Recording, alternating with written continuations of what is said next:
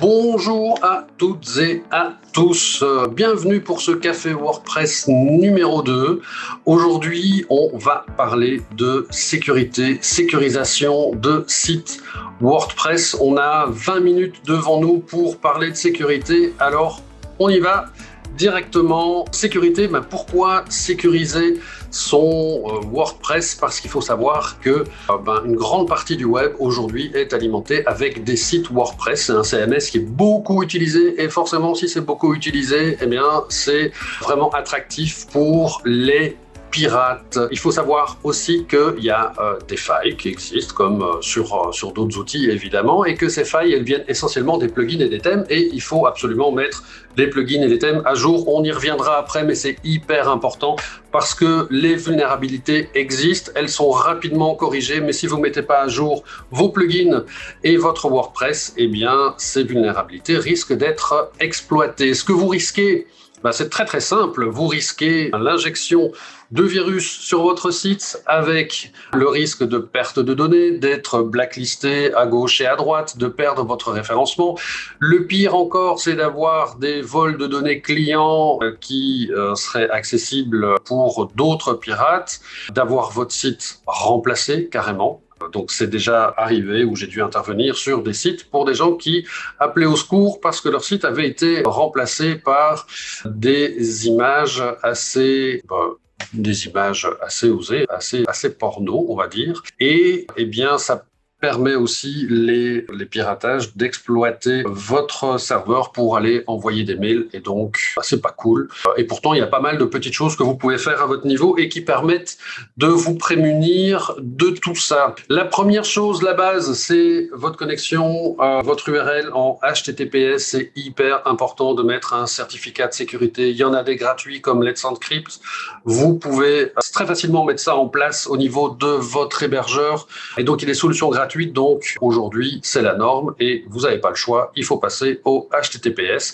Des plugins comme Really Simple SSL, qui s'appelle maintenant Really Simple Security, permettent justement de forcer les redirections de toutes vos URL HTTP en HTTPS et d'éviter d'avoir des contenus mixtes HTTP, HTTPS sur votre site. Donc c'est un plugin qui est, je pense, obligatoire à mettre sur votre site. Vous allez pouvoir, avec la version Pro, augmenter la sécurisation au niveau HSTS. Je rentre pas dans la technique, évidemment, on n'est pas ici pour faire de la technique ni du développement, mais vous avez la possibilité sur cette version Pro d'encore augmenter la sécurisation. Si vous le souhaitez, vous avez la possibilité de passer sur des certificats qui sont payants, donc pas gratuits mais payants. Vous pouvez les installer aussi assez facilement normalement sur votre hébergement. Et encore, la base, ce serait, si vous voulez augmenter la sécurité sur votre site WordPress, mettre la double authentification, et on va voir ça juste après. On parlait de la base, mais je pense que la première base, c'est les mots de passe.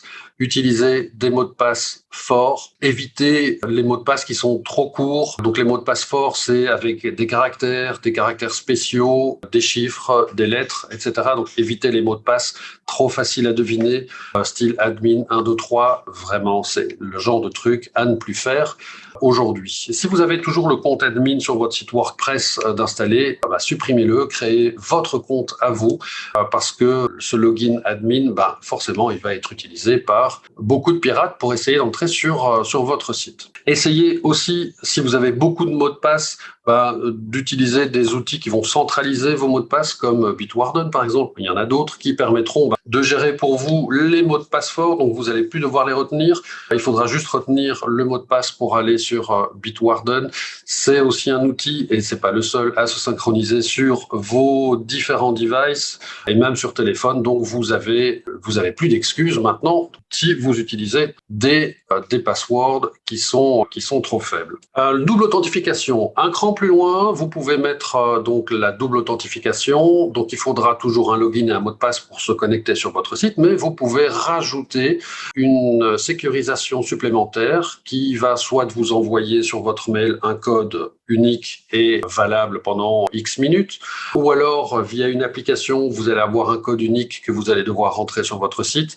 Il y a l'Authenticator, on connaît tous ces outils de double authentification maintenant. Il y a OT qui est pas mal et qui permet d'avoir une sauvegarde chiffrée sur le cloud. Si jamais vous perdez votre téléphone, par exemple, ou si vous avez un crash de PC, vous allez pouvoir récupérer facilement tous ces outils de connexion. Donc, c'est vraiment important de permettre, si vous souhaitez augmenter la sécurisation, de passer par cette double authentification, à savoir que Really Simple Security le fait aussi maintenant de manière native. Donc, comme plugin, c'est plutôt pas mal. Vous en avez un autre qui est WP2FA qui permet aussi d'avoir la double authentification. Il y en a plusieurs. Mais la double authentification, c'est pas mal si vous allez un cran plus loin dans la sécurisation. Si maintenant on regarde un peu au niveau de WordPress et des bonnes pratiques pour pouvoir sécuriser votre site, il y a les mises à jour.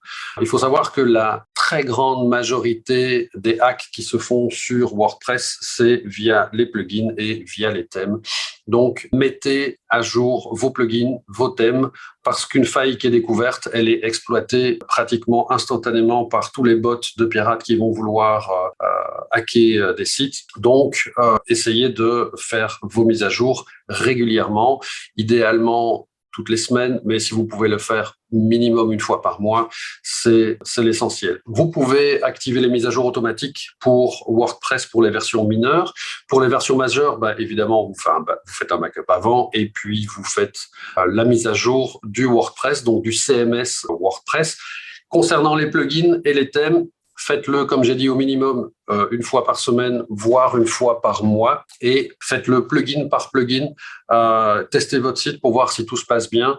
Et puis, si tout se passe bien, vous passez au plugin suivant ou au thème suivant. Ça vous permet de vous assurer qu'il n'y a aucun problème à ce niveau-là.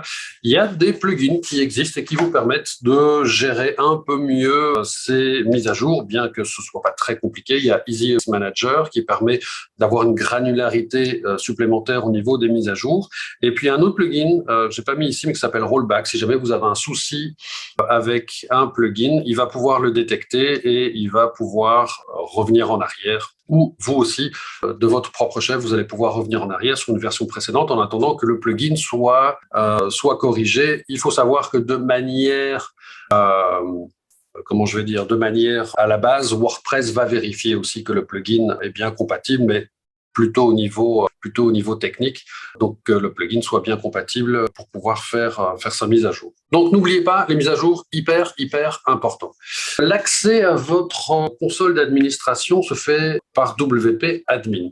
C'est aussi un chemin qui est bien fréquenté par les bots attaquants. Vous avez la possibilité de changer cette URL et de mettre une URL personnalisée. Alors, il y a pas mal de plugins qui peuvent le faire. Ici, il y a WPS Hide Login, mais il y a d'autres plugins de sécurisation qui permettent de le faire aussi et qui vont renommer ce WP Admin en une URL que vous allez décider, qui sera pas WP Admin et donc qui sera pas fréquentée forcément par les bots de pirates. Attention, malgré tout, cette URL, une fois que vous l'aurez définie, il va falloir la retenir parce que sinon, vous n'aurez plus la possibilité de vous connecter à votre console d'administration. Donc, c'est hyper important quand même de noter cette URL pour éviter de ne plus avoir accès à son site, ou en tout cas à la console d'admin. Il y a aussi des outils qui peuvent se plugger sur cette URL WP Admin et qui peuvent contrôler les essais de login et les essais de login en erreur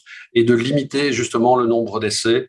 Vous allez pouvoir paramétrer le nombre d'essais à 1, 2, 3, 4 essais et à partir du 4e essai, l'IP sera bloqué pendant 20 minutes ou 24 heures, c'est à vous de décider. Donc voilà, il y a pas mal de choses qu'on peut mettre en place à ce niveau-là. Maintenant, il faut savoir que il y a d'autres outils qui sont un peu plus globaux qui permettront de faire ça aussi. Par exemple, WordFence. WordFence, c'est un outil vraiment qui est indispensable sur les sites. Pourquoi? Parce que vous allez pouvoir, grâce à WordFence, avoir un pare-feu qui permettra de contrôler en temps réel toutes les connexions qui vont se faire sur votre site et d'identifier les connexions malveillantes. Le plugin permettra aussi de faire un scan de vos fichiers pour voir s'il y a des fichiers qui ont été infectés et il vous proposera de supprimer les fichiers qui n'ont rien à faire là, ou alors de pouvoir corriger les fichiers par rapport à la version de base, la version originale que WordFence connaît, et il va remettre cette version-là de base. Attention, malgré tout, si vous corrigez vous-même à la main des fichiers, WordFence ne sait pas que c'est vous, et donc si vous faites un repair, il risquera de supprimer vos modifications. Donc,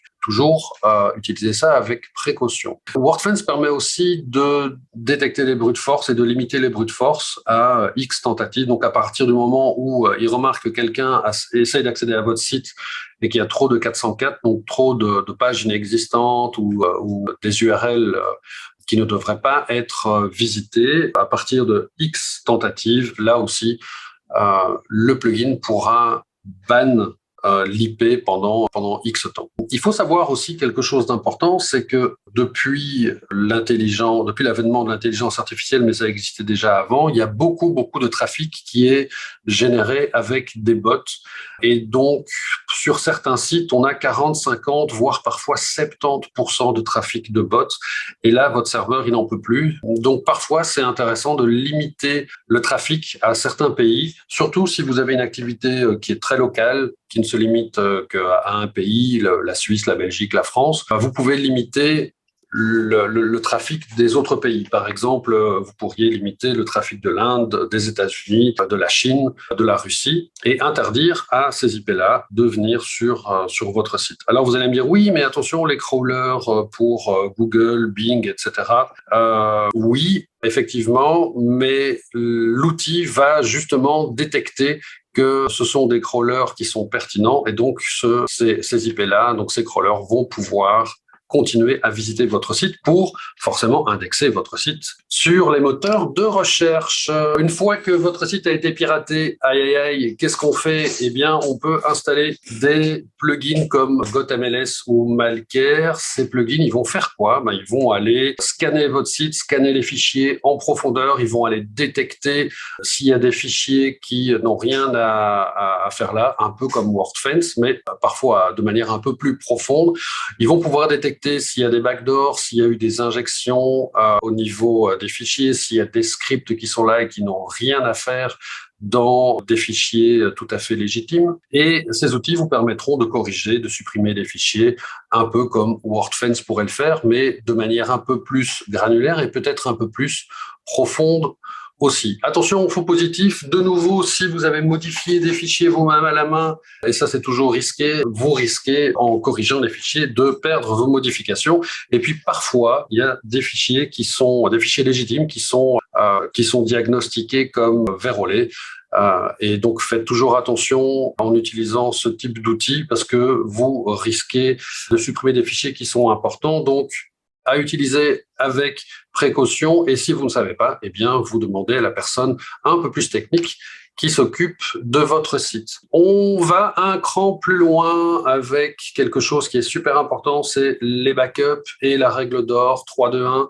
3 copies, 2 supports, dont un support sur le cloud, donc qu'on peut aller récupérer soit sur un drive, soit sur un autre FTP éventuellement, donc sur un autre serveur. Donc c'est super important. Normalement, les backups sont disponibles de base au niveau de votre hébergeur, mais vous pouvez, et je vous conseille de le faire, installer des plugins comme Updraft Plus ou Xcloner en fonction de votre profil, plutôt débutant ou plutôt expert ou profil technique.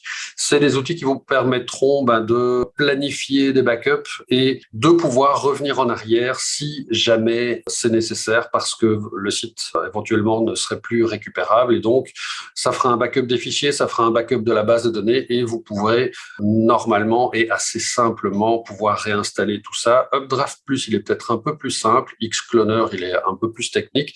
Les deux fonctionnent vraiment très très bien. Il y en a d'autres, évidemment. Je vous donne des exemples ici. Mais c'est vraiment important d'avoir des backups au niveau de l'hébergeur, au niveau de votre site, et puis surtout de déporter les backups à un endroit où vous êtes sûr et certain qu'il ne peut vraiment rien lui arriver. On parlait des hébergeurs. Prenez un hébergeur qui va vous permettre d'avoir un site qui tourne correctement avec des bonnes performances. On va essayer d'éviter les mutualisés, même si c'est pas toujours possible, mais voilà, essayez d'éviter les mutualisés. C'est pas mal de passer sur un VPS. Au niveau de, moi je travaille pas mal avec Infomaniac. Je vous conseille d'éviter les hébergements low cost, surtout si vous faites du business avec votre site. Essayez de passer sur un hébergement pro qui va permettre d'avoir des comptes isolés. Si vous avez un staging et une prod, essayez aussi de séparer complètement les deux environnements, donc l'environnement de test et l'environnement de production. Soyez sur des versions actuelles de langage, par exemple pour PHP, pour WordPress, vous allez privilégier les versions 8. C'est pas mal si vous avez toute une panoplie de sécurisation déjà au niveau du serveur, et si vous devez accéder à votre FTP, faites-le aussi en SFTP, donc de manière sécurisée, plutôt que de le faire simplement en FTP. Donc, l'hébergeur, c'est déjà le point d'entrée et la base de la base pour avoir un site performant et déjà sécurisé à ce niveau-là. Ça ne fait pas tout, mais ça fait déjà pas mal de choses. Ok, en résumé, il nous reste combien de temps? Je regarde, hop, je suis à 16 minutes, il me reste moins de 4 minutes. La checklist pour la sécurité de votre site WordPress. Donc, les actions immédiates à faire. Votre site doit être en HTTPS, hyper important. Éliminez le compte admin des comptes administrateurs de votre site et créez votre propre compte administrateur. Utilisez des mots de passe forts. Vous pouvez même obliger les gens qui se connectent à votre site d'utiliser des mots de passe forts. Il y a des plugins qui permettent de faire ça. Donc, les mots de passe forts. Et si ça vous pose un souci de retenir tous ces mots de passe, utilisez des solutions comme Bitwarden, et il y en a d'autres, pour pouvoir centraliser tous vos mots de passe de manière sécurisée. Si vous voulez aller un cran plus loin, vous activez l'authentification à 2 facteurs. Chose encore importante, les mises à jour. Je sais que je l'ai déjà répété, mais vraiment, c'est hyper important de faire ces mises à jour de manière régulière. Supprimez les extensions qui sont plus utilisées. Supprimez les thèmes qui sont inactifs et puis pensez à installer tous les plugins de sécurité comme WordFence, Really Simple Security. Changez l'URL éventuellement d'accès à votre console d'admin. N'oubliez pas les backups, vérifiez que vous avez bien des backups à différents endroits. Et puis, l'hébergeur, préférez vraiment un hébergeur dont c'est le métier et qui va vous permettre surtout d'avoir un support réactif et que vous allez pouvoir avoir au téléphone. C'est important parce que en cas de souci, ça vous permettra d'éviter de perdre pas mal de cheveux. Évidemment, chez WebDigit, on fait pas mal de choses et on fait de la maintenance corrective et évolutive. On a la possibilité de mettre de la surveillance sur votre site 24 heures sur 24, 7 jours sur 7. On peut renforcer la sécurité. On s'occupe évidemment des mises à jour. Dans le cas de piratage, et ça arrive parfois que des gens viennent chez nous et nous contactent en disant « mon site a été piraté, qu'est-ce qu'on peut faire ?» Eh bien, on regarde pour intervenir rapidement. On fait évidemment les sauvegardes, on peut checker les performances et intervenir pour améliorer les performances. Tout ce qui est question de référencement, on peut y répondre aussi. Et on peut non seulement installer les plugins, paramétrer les plugins et aussi et surtout développer des plugins rien que pour vous. Voilà, j'en suis où? J'en suis à 19 minutes 25 secondes. J'ai tenu mon chrono de 20 minutes. C'est cool. Donc, on n'a pas été dans la technicité, on n'a pas été dans tout ce qui est technophile et montrer les paramétrages, etc. On est resté en surface, mais ça vous permet de voir un peu la globalité de ce qu'on peut faire sur le site WordPress pour sécuriser tout ça. La semaine prochaine, dans 15 jours, le Café WordPress numéro 3, on va parler d'e-commerce, on va parler de WooCommerce, comment faire pour avoir des factures qui sont compliantes avec la facturation numérique aujourd'hui via le réseau PayPal. Donc, comment faire pour que les factures WooCommerce arrivent sur PayPal. Je vous donne rendez-vous dans 15 jours. Que dire de plus si ce n'est prenez soin de vous et prenez soin des autres. Ciao, ciao!